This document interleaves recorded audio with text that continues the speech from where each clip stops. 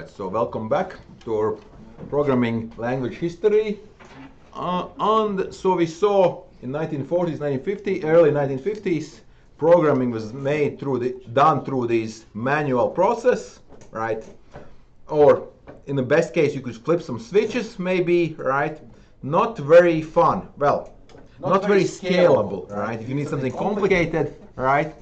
If you want to write your own, I don't know, game, well, or must do something complicated, it would be pretty difficult, right? And also you have some bugs, and dealing with bugs, right, would be also painful. If you make a mistake in switching, would be pretty painful. So 1950s brought us actual progress. Basically we actually started getting these high level languages. Okay, maybe not as high level languages as today, where we have higher abstractions, but still. So idea is this: we abstract the low level dirty stuff away. We don't care how the zeros and ones are moved, right? But we write sort of human looking instructions, right? So basically, of course, this means we keep the same Turing completeness, we have the same power, the languages stay the same, right? So machine level programming, another problem was, of course, is if you have write the software once, you want to run it on another machine, right? But different hardware instructions, right? Maybe some jump, maybe some, some registers, whatever, right? Very hard. And of course productivity, right? Productivity was another thing, right? So basically our early attempt was short code, a simple code, right? Not really a full language, but Fortran is actually like a big milestone. Basically we had the IBM 704 computer, right? The early computers did not have actual real floating point hardware. It was just all emulated, right? So this actually had real floating point hardware, right? So you could do some scientific engineering calculations. Again, floating point, of course, well, floating point, right? You have comma, you can have very large numbers, very small numbers, right? So this led to Fortran. What does Fortran stands for? Formula translator, I believe, right? Formula translator, right? So high level abstraction, right? Human readable, right? You can make very efficient machine code, right? So idea is you write this code, you compile it, translate it into machine language instructions, right? That take advantage of this 704 floating point hardware. Again, but you don't have to write about 704 hardware. What happens if there's a new machine comes out, right? Very portable, right? So it's originally made for 704, but Fortran programs could be adapted to many other computers. So is Fortran still around? Yeah. Yeah. In fact, it's kind of funny. If you look at the computer benchmarks, computer language benchmark game, Fortran is actually beats other language often. It's kind of funny, right? I think it's still around. Maybe it's gone for a while. Let's take a look at the Wikipedia. There's a link. Come on. Maybe they had some problems. Come on. Great. Where is it? Oh, this is bad. Oh, yeah, I think this is it. Yeah. So let's look for something else. So Fortran, for many things, Fortran is actually one of the top languages, right? So Intel Fortran, right? So of course C, right? Let's look at maybe what we want to look at. N-bodies, Mandelbrots, binary trees. Do we want to look at binary trees? Something like reverse complement. N-body, what is N-body, right? This one actually off. Yeah, I told you, Intel Fortran is top, right?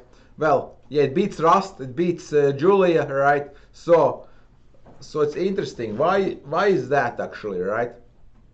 Why is Fortran beating some of the more advanced modern language? First of all, Fortran has made many improvements over the years, and actually it has basically it's generally compiled these days. Right? Of course, for the speed you want compiled language, but it can access actually like the real some machine specific you know it can make optimizations that other languages are not able to make. Actually, that's the reason why you can squeeze a very last like performance benefit. So oftentimes actually, right, close or connect, I need to go, yeah, I need to do this, yeah, all right, they lose connection. Okay, yeah, so very big, so it could make really high level optimizations, right? So Fortran was adopted widely and it is still around. Is it fun language to write? Not really, right? Unless you are a scientific you know, scientist from 1960s, 70s, where you don't have very good other choices. It's not a great general purpose language, right? I can show you some code, what it looks like. Let me show you some example code, right? Maybe.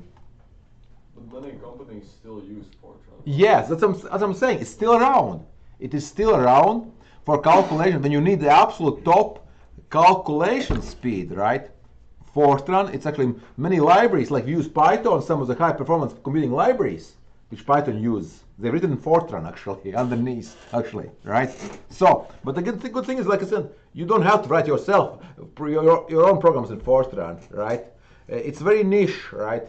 Because but it's very niche for writing, but for usage, the actual product, the machine code, is very widely used. All the, you know, machine learning, pretty much anywhere you have these scientific calculations, right? Fortran is going to be, you know, there's going to be code maybe originally written in Fortran, sometimes rewritten in something modern, right? But again, Fortran has some modern features. Let's look at some code examples. Maybe I can show you a little bit. Maybe we have some time. All right, I'll do Fortran, right? Let me see if I can find some code for you guys. Sample. Let me see. Okay, let's look at this here. Can we check it out? Yeah, there it is. Looks this not too bad, right? This is modern Fortran, right? Program, implicit none, real, right? So again, you can make some real you set exact very exact data types, right? Types, right? Look at this here, right? Not very, not readable if you don't use it every day, right? But call, what does call mean? Probably. Which line? Like this one here. This one here. Call. Method? Yeah, exactly, right? Read arguments, right? This looks like a print, basically, right? Contains, right? Pure subroutine, right? This language overall seems like lower level. Yeah. But again, it's meant for formula translating, right? Not a, it's not a, it's, I mean, you could say it's sort of like domain specific for calculations, basically, right? Let's see ifs. I mean, of course, remember this as modern. Do you have any ifs? Of course, there should be some ifs, right? Do, that looks like a loop, right? Not too bad, right? How about some if statements? There must be some ifs here, right? Somewhere, right? But again, you might not even need it. If you're doing calculations, maybe you don't have to have a choice here, right? You don't have don't need really an if here, right? You just have loops, right? Let's look at them. What could be a simple? Let's do FizzBuzz. FizzBuzz in Fortran. FizzBuzz. Let's do that. All right. Oh, GitHub. Okay. Yeah. So not too bad. Roseki. Right. Let's see if this guy here. Not too bad, right? Let's give him link. F. So file extension F. Right. Let's put this in. Yeah. Source.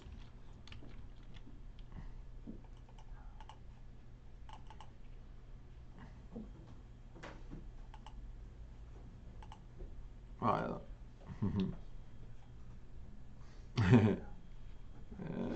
yeah. So source. Oops. Oh, what happened here? Oh. Okay, yeah, now everything is good. Okay, yeah. So that's what. So it's pretty readable. So not too bad. But again, originally, well, let's see if you can. What the original Fortran looked like. Original Fortran.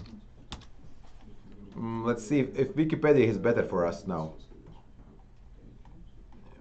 Yeah, you can see this huge tree, right? Fortran, right?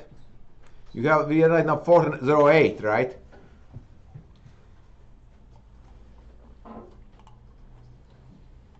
John Bacchus, right? We'll actually get to Bacchus in a moment, in like a couple of lectures, right? So, of course, original Fortran was all caps, right? All uppercase. Look at all these. These are the original instructions.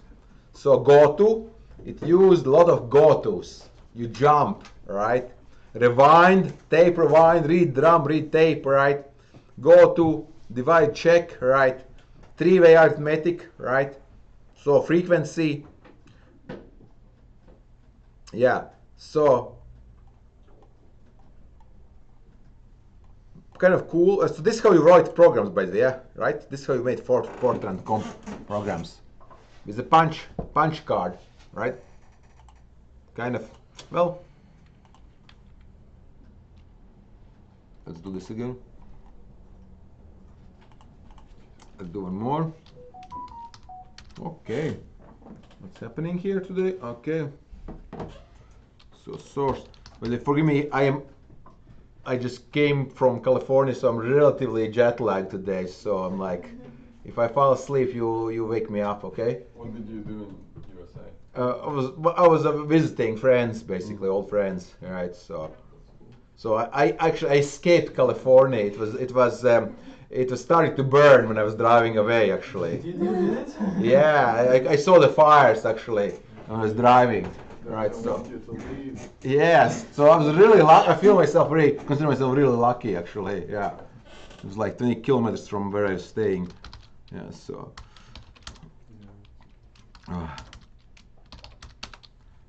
Hold, no. Punched card. Okay. What the hell did I do this wrong? How did I mess this up? Source, yeah, this happens, you see, image and source. That's better. All right. So, original was all caps, very limited the instruction set, but still improvement over machine instructions.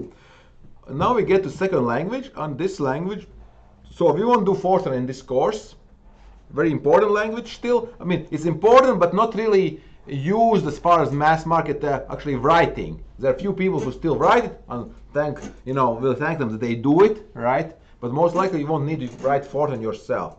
But Lisp is the second big language developed by John McCarthy, and he was influenced by Church.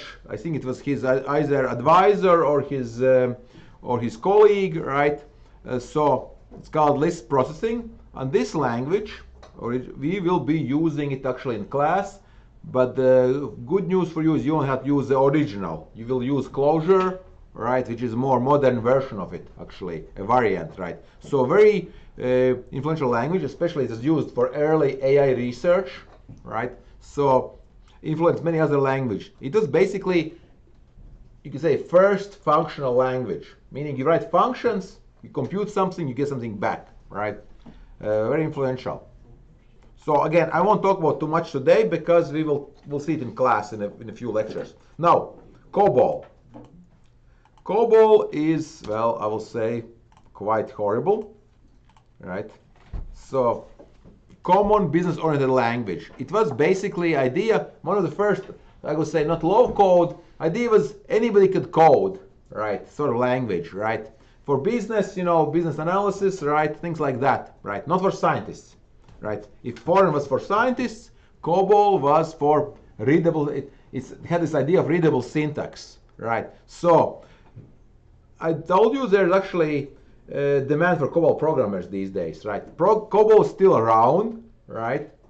But in fact, there is some company in Latvia. I think actually, was it in Ixchile or somewhere there? They actually basically were training people to write COBOL because some American bank basically they had outsourced them to this Latvian company. Really weird case, right? Obviously, because of course the wages are less here in Latvia, but still the COBOL programmers. I mean, they're all mostly dead, right? From 1950s, right? So so there is demand. So, but banks actually, right? I believe American, what's it called? You know, not VID, but um, Internal Revenue Service, which is like Latvian version would be VID, right? You know, you use COBOL, right, for taxes and things like that. So let me show you what it looks like. Let me show you FizzBuzz in COBOL. FizzBuzz in COBOL, right? I know that's it. Oh yeah, let's see.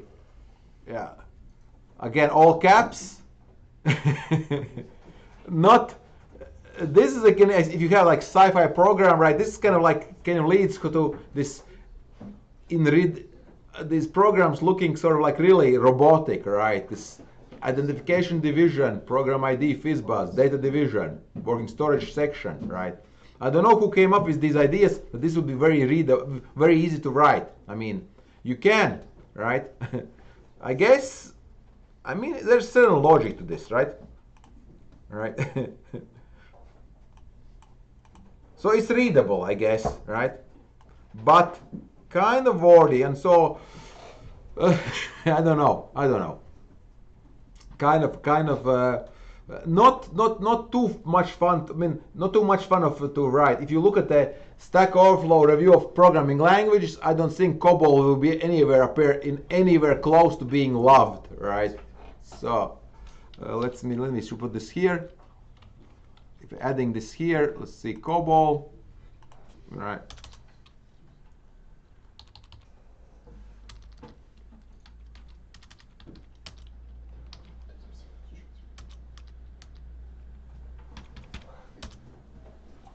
All right, we get some COBOL here.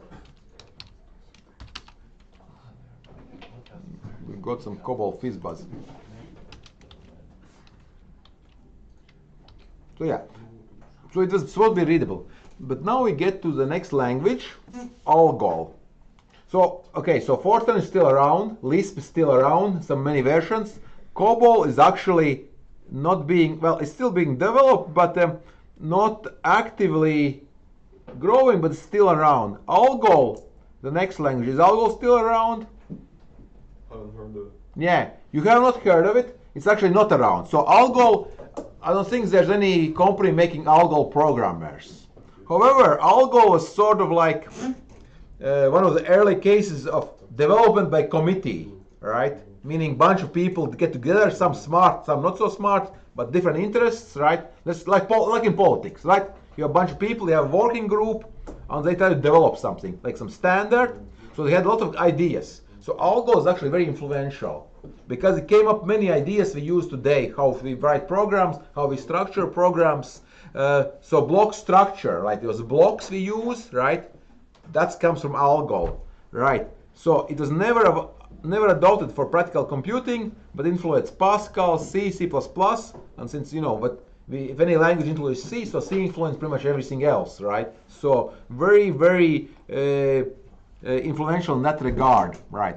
So there are programming conferences, things like that. So it's kind of like, so it was the idea they were using Algol, but I guess nobody didn't really adopt it.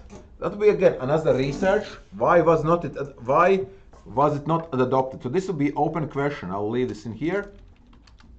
Why Algol was not widely adopted, right? So probably, but the thing is, it's like with any committee work, right? What happens is, Not enough support. well, it's like nobody's really truly happy, right? And it's like a bunch of compromises, right? Right. So like, and also it takes longer to do everything, right? So they keep making these new standards, right? And it keeps going and keeps going, right? So, yeah, to do. Yeah. But widely used. Right. It is like, you know, the next great thing, right?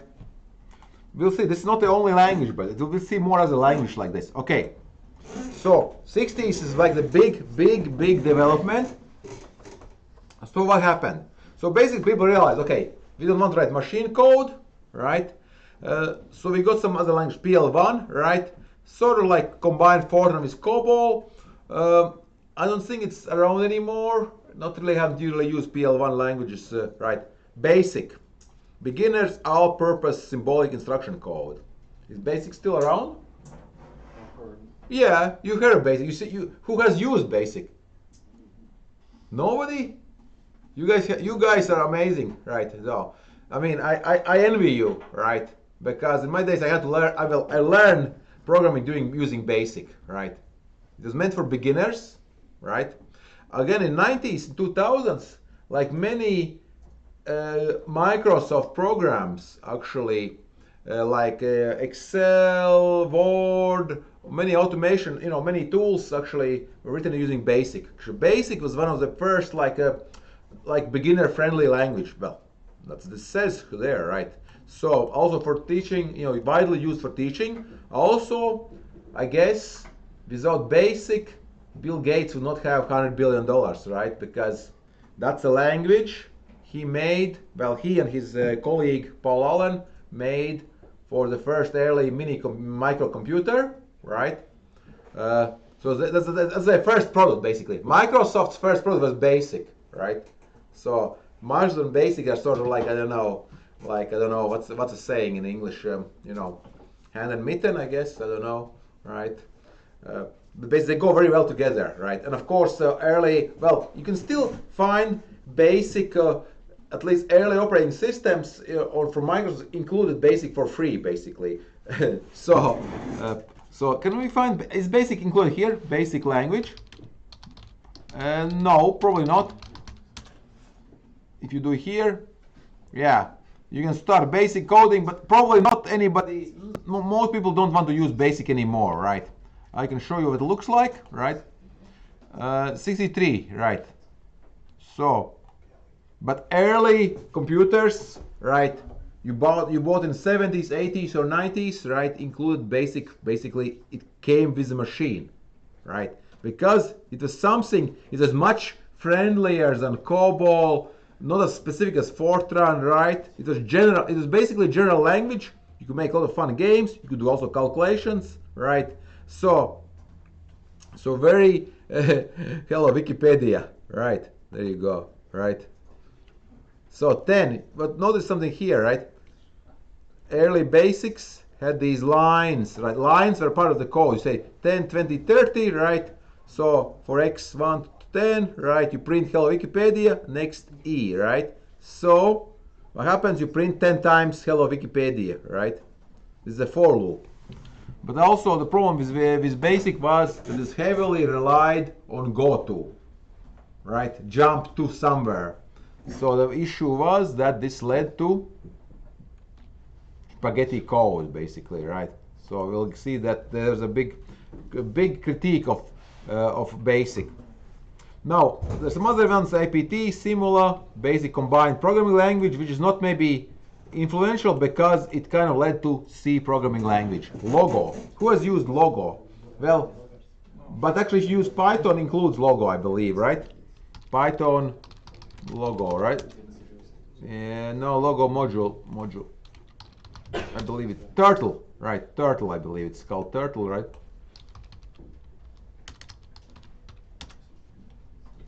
Yeah. It's based on a Go language, I believe. It's Logo, you see?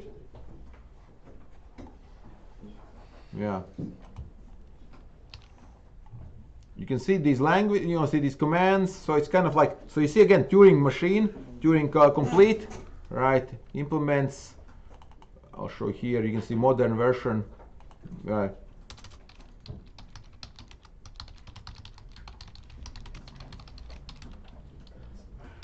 Yeah. All right.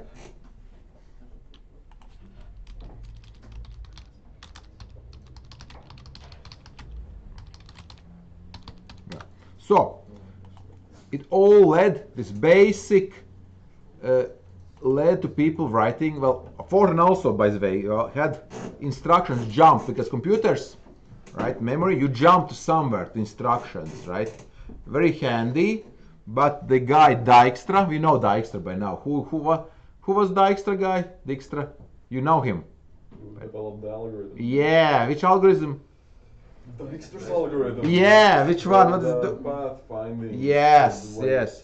But that's like I said, he was not happy. That is, he was so famous for that one because it's only like a short, like 10-minute algorithm he made up, right? But yeah, he wrote a lot of. He was not a how should I, he did not take fools gladly, but he wrote a lot of how should I say, I don't know, flame bait, no, but he wrote a lot of critiques. Let's just say it nicely, right? So, and he really did not like BASIC. He did not like Fortran, right? He said that he did not really. He was serious about programming in general, right? So he said that you need to have structure, right? These blocks, right? The algo blocks, right? He said, okay, you can basically use anything. Goto is not needed. Basically, Goto is considered harmful, right? Goto is considered harmful, right? So he wrote a very influential paper on this. We can do anything using control flow, loops, conditionals, have functions, right? Things like that. Also, by the way, we had the hacker culture coming up from MIT in 1960s, also very influential for all kinds of reasons. Now 70s, well, all the big ideals of 60s, of all the, kind of went away. We got down to business. On C, developed by Dennis Ritchie and Ken Thompson, right? Bell Labs in those days was very, very rich, right? AT&T. Basically, without C, we basically wouldn't have many other language, right? So, C++, of course, is directly derived from C, Objective-C. So, it was extremely portable, right? It's close to Metal, right? But high-level abstractions, right? You can make more portable system software, right? So Pascal was a better educational language than BASIC, right? Prolog. Now here we come to Prolog. Prolog is logic language. If you watch the first lecture, right? Will we do Prolog in this class? Yes. So that's the bad news. Yes. Yes. But some people know. But this is one of those languages which we will cover. I suffered from it 20 years ago, right? I got the worst I got the worst grade on this language, right? So now we suffer. you suffer, but no, very little bit, just for a couple of 2 weeks. Yeah. So I had to suffer for a longer time. But it's very, the thing is, okay, but the good news is about this language, it's very different. It's not really that bad, but it is basically used for artificial intelligence or early attempts, right? Very interesting. It's an extremely interesting language, and some people really take to it. And including you, I suspect some of you will like it, right? Despite my warnings, right? Yeah. The only thing is, this language is you don't want to do too much in it, right? It's good for certain use cases, right? So, SQL, right? Structured query language, right? So now you probably have. How about SQL? Actually, how many of you have taken actual class in SQL? We had part of CS50. Yeah, but it's only 1 week, right? So yeah, so we'll do a little more on that. We'll go a little bit deeper on this, right? So this is another. It is a programming language actually, but it is of course domain specific for databases, right? And it's still a standard, so it's certainly worth learning it. Smalltalk, early object-oriented language by Alan Kay from Xerox PARC at Xerox PARC. So I mentioned Bell Labs, right? I mentioned C languages in Bell Labs, right? By AT&T. So Xerox PARC, very. You guys know Xerox company, right? It's still around, right? Let's see the stock price of Xerox. Xerox stock price, right? Yeah, $9. And what's the market? No, it's still 7 billion. Okay, not too bad, right? But what's the market value? Where's the English? I want in English. Oh, wow, that's it? 1 billion? That's, you see, no, if they are actually sales in a quarter is 1.5, okay, they have losses, okay, all right. I want the English version. Finance, okay. Let's see, is that really that bad? Yeah, okay, right. So they're 1.1 billion, right? And that's embarrassing, right? Because you have Tesla, Apple, Nvidia, they're 3 trillions, right? This is like 1,000 times less, right? So basically we can check maximum. How far back can we go? No, we can't go even longer, right? But basically, at one point they were higher, right? But basically, in 1970s, Xerox were gods. They were printing money. Hand over fist is a saying in English, right? Why? Printers. Not printers, Money. but close to printers. Close, but not. Fax machines.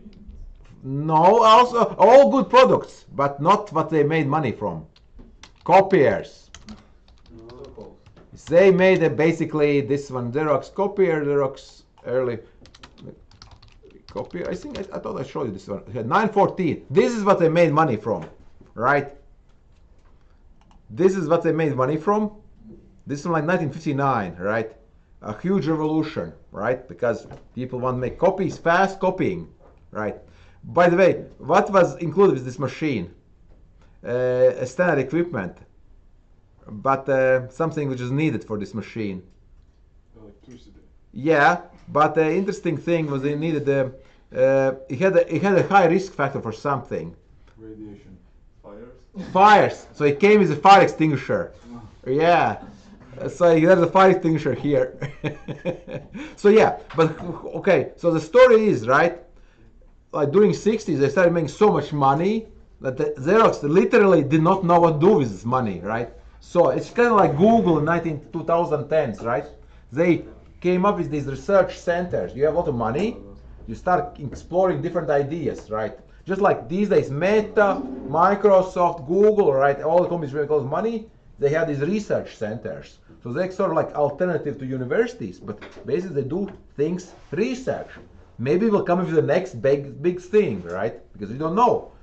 Something, right? So they came up with a Xerox PARC, right? Xerox PARC, right? And I think I'm again. Stop me, right? Palo Alto, right? Silicon Valley, one of the early Silicon Valley sort of you could say incubators, but not really incubators, foundations. So what do they include? What do they come up with? Laser printers, Ethernet, personal computer, GUI, right? Computer mouse, object-oriented programming, right? So basically everything during 70s, right? So what's the problem? But I mean, very influential, right?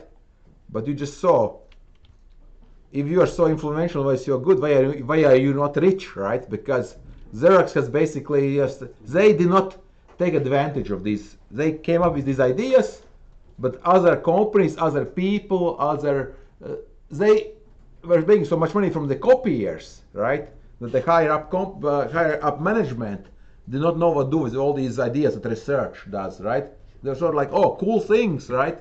But They weren't so customer oriented. yes, okay, so it's really kind of, I wouldn't say shame, it's actually part of the regular life cycle, basically, creative destruction, so on, right? They are far from the center, by the way, yeah, because Xerox was at New York, right? And Xerox Palo Alto in 70, right? This is hippies, 1970, a lot of free thinking type, very creative, right? So very Stanford University next to it, right? Very influential in this regard, right? So pretty much they did everything, like I said. So this is a Alto, like pretty nice computer, right? This is like 1974. It has a mouse, 3 buttons for 1974, keyboard, right? It's a kind, looks like a personal computer. Can I see the interface for it? Well, that's Bark. That's a Palm Pilot also, right?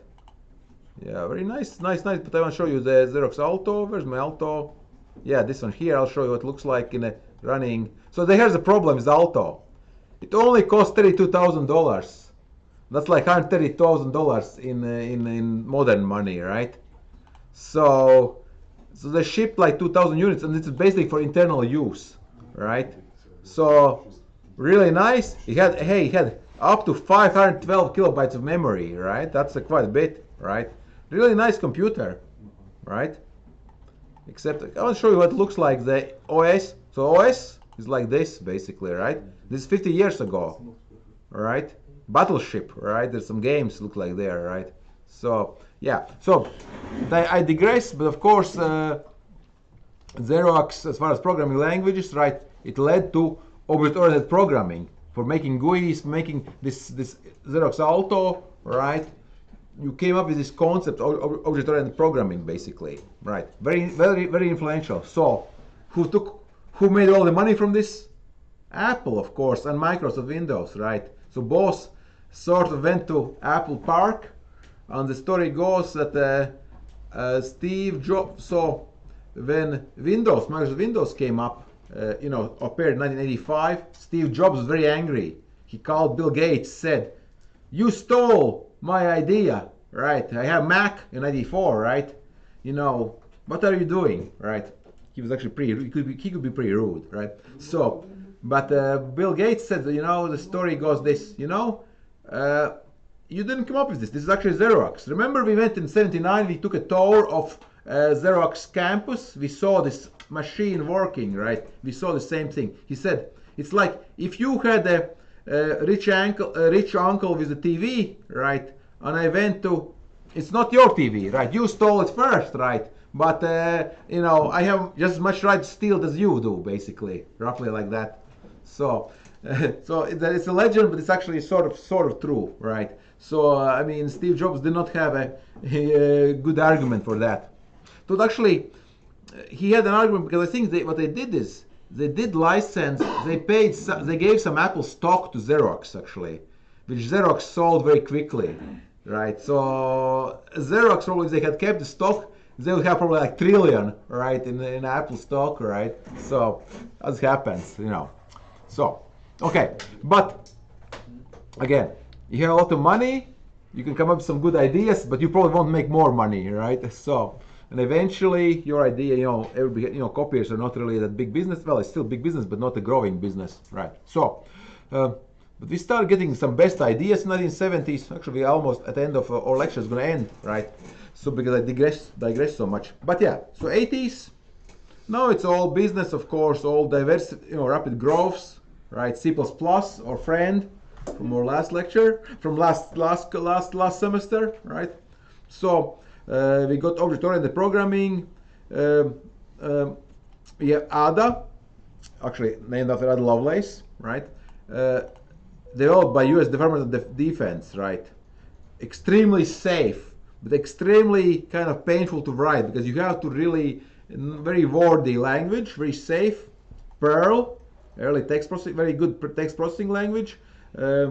Used in early web development also, but now these days pretty much kind of like still around. A lot of companies still use it, but Python has taken over. MATLAB, shell scripting. But what I want to touch on is, of course, 1990s. We have the platform independence again. Things come up back again. We have Java, Python, Visual Basic, rapid application development. Now PHP. I won't make you learn PHP, right? Not in this course. Thank God. Yeah. Right. Again, markup. So Delphi is actually based on Object Pascal. So 2000s, again, very mature. We are all mature now, right? Mobile computing appears, right? C# is basically sort of, again, interestingly enough, the programmer for C# I think came from Delphi actually, right? his background, very good, very good developer. I forget his name now offhand, but he comes from actually he was brought in by Microsoft into develop C#. By it used to be Delphi that he was developing. So Scala. It used to be we taught Scala here at the Riga Business School. You didn't take Scala course, no? No, not anymore. Right. It's actually a very nice language. I like programming in Scala. It's actually another JVM language, meaning instead of writing Java, you write Scala. Also one of those languages which for a moment was very popular, growing. Now it's not growing anymore, but it's very influential because Kotlin, Rust actually took some. It came up with a lot of ideas. It's kind of like a research language, right? So it comes up with cool ideas, and maybe some other language take this idea. So Rust, right, has some interesting ideas. We will see. This is the last language we'll cover in the class. Go, by Google, right? Pretty simple language, aims for simplicity. So this will be, I think you'll have easy time with that language. We'll do both those in the class. And what else? Now we'll do Kotlin, right? We'll do Kotlin instead of Scala. We'll do Kotlin, right? It's basically like the modern object-oriented language, basically. Okay, so also maturity. What's happening in the future, right? So interactive programming, like we're doing this notebook right now, right? Hard to predict. So some things, some trends. Verification possibility, right? Idea is of if you have a large program, well, how do you make sure it's actually works properly, right? There are growing interest in tools which support the verification, right? If you're building a space shuttle, program for space shuttle, you need to do this, of course, right? Again, there's a growth of domain-specific languages, right? So that's possibility. And also another trend is parallel, multiple cores. All of our CPUs have multiple cores. So modern language should have some support for concurrency, for parallel computing, right? Don't most of the languages, the most popular ones like Go, Java, already support it? Yes, of course, that's what I'm saying. It's like if your language does not have support, well, Python kind of painful actually, right? Yeah, it can, but it's not really. There's some problems with Python in this regard, by the way, and it's succeeded, right? Without that, right? It has some problems with that. So multi-platform, of course, again. So those are things that language should have, basically, right? You can't just write, come up with BASIC or COBOL and think that. Also, one thing is really important actually is this community. Open source. I mean, closed source languages really don't. I mean, it's supposed to have closed source language. You come up with your language, you're gonna sell to other people. Not gonna fly like that. It's not a really workable business model, right? You need some other way of making money, right? In this course, maybe you'll learn you can write your own language these days. Not too hard, right? It's just a question of how you build this community, right? So, now some questions for you, right? So, why do we need so many languages? You don't have to answer right now. It's more sort of like rhetorical, right? So, why do we have, of course, object-oriented programming languages? But why do we need them, of course, right? So many, right? Why do we need any more? Oh, by the way, before we end, again, I know we're running out of time. I want to show you one more thing for fun. This was like sort of like relatively correct history, but there's another history. I love this history. There's less serious history. Oh yeah, programmers. So I recommend you also read this one. Less serious history. Brief, incomplete, and mostly wrong history of programming languages. I think it's kind of funny once you listen to my lecture, this current lecture. So I recommend this one here, right? Yeah. So then once you listen to this lecture, this will make more sense actually, right? So yeah. There's some in jokes here basically, right? So yeah. But okay. Right. So next week we'll start talking about syntax, what kind of syntax we want in a language, basically, and how we describe syntax in a programming language. Right, so thank you. I hope this made sense, more or less, today. Yes.